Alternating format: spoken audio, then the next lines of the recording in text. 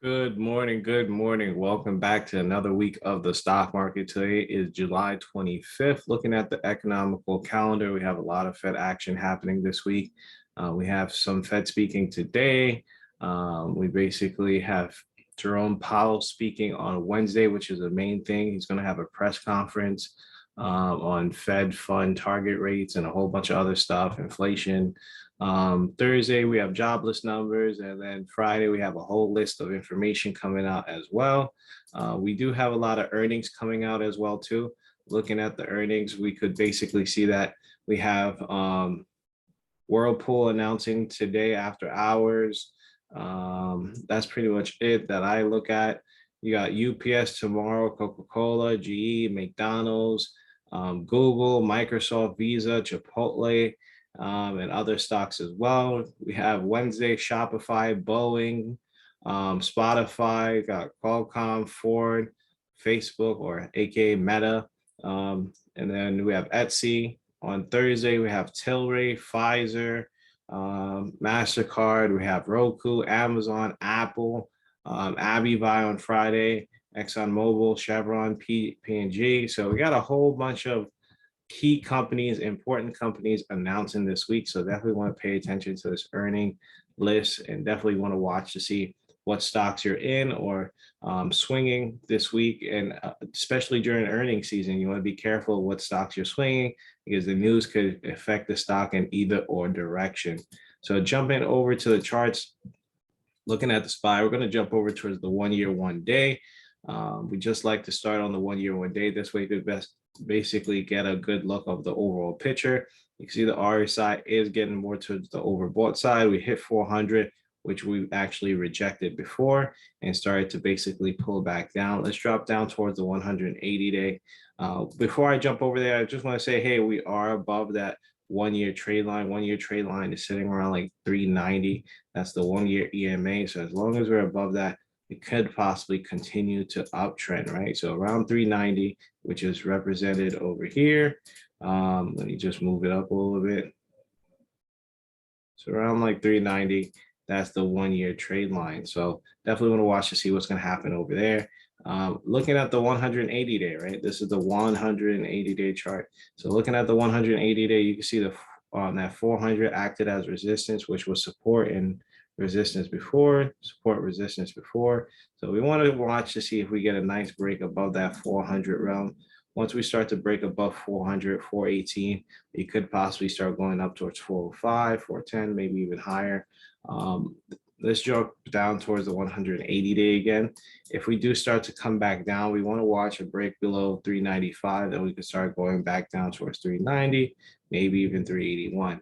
180 day is overbought. MACD right now is currently crossed down, which if this does start to open up, we could start to open up towards the downside if it basically breaks through divergence over here. So a lot of key things we want to watch, right? Drop down towards the 20 day. You can see things a little bit clearer on the 20 day. You can see that we are trying to basically, we're bullish this morning, right? We want to see if we basically retest that 418. 20 day is crossed up. So if this basically holds up and we break that 418, we can start pushing up higher. Or if not, we break that 395, we can start going down towards 392, maybe even lower. 388 is the 20-day SMA, which could possibly act as some type of support. So definitely want to watch out for that as well.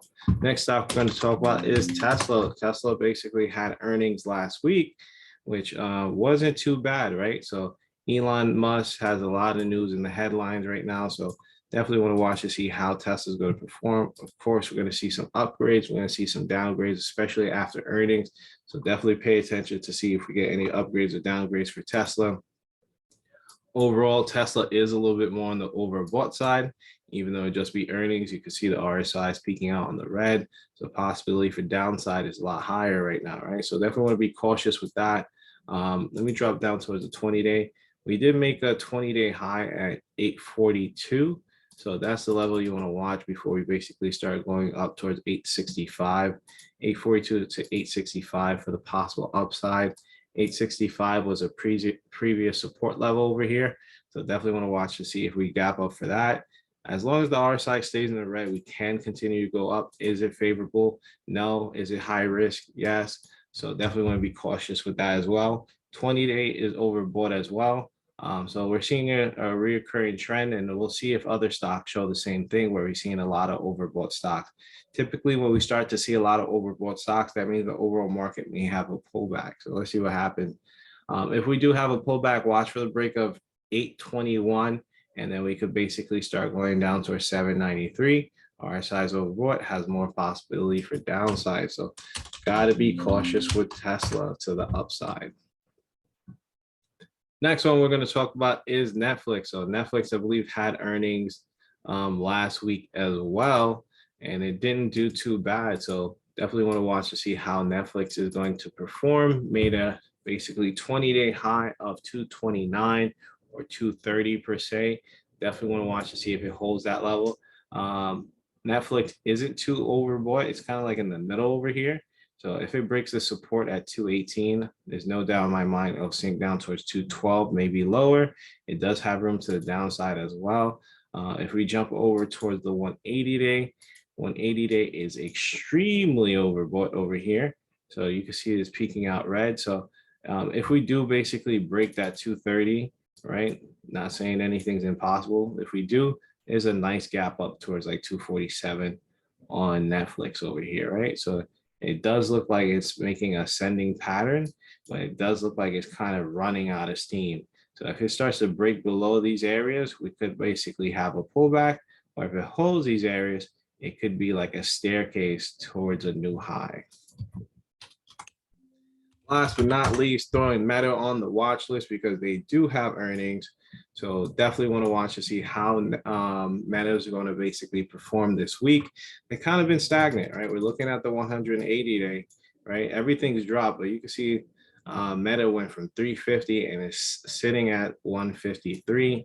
So people are worried about what's going to be the new growth method for Facebook, right? They said they're leaning in towards VR, virtual reality, right? That made the market run, but there's nothing really happening with that, right? So investors want to see what's going on, how long is this process going to take, and are they going to be basically beneficial, or are they going to gain money from it? So overall, you can see the 180 is crossed down. Does look like it's below the SMA, below the trade line. That is two bearish signs. If we start to break 167, we could start going to 159. If we find some type of strength, watch for a break and hold above 173, and we could start going to 178 and possibly higher. So make sure you guys set your alerts. This does look like a possible drop on Facebook or Meta. So that's going to be it. Hopefully you guys all have a green trading day. Make sure you guys use a stop loss. Make sure you guys are extra cautious this week. This is a Powell week. You guys know how the market gets. We could get sways to the upside and downside depending on what is being said. So there's a lot of news headlines. Make sure you guys check out the economical calendar to see what time those speeches are happening to overall benefit your trading in the long run, right? So that's going to be it. See you guys in the next video. Make sure you guys leave a like if you stayed to the end, and I'll see you later. Bye.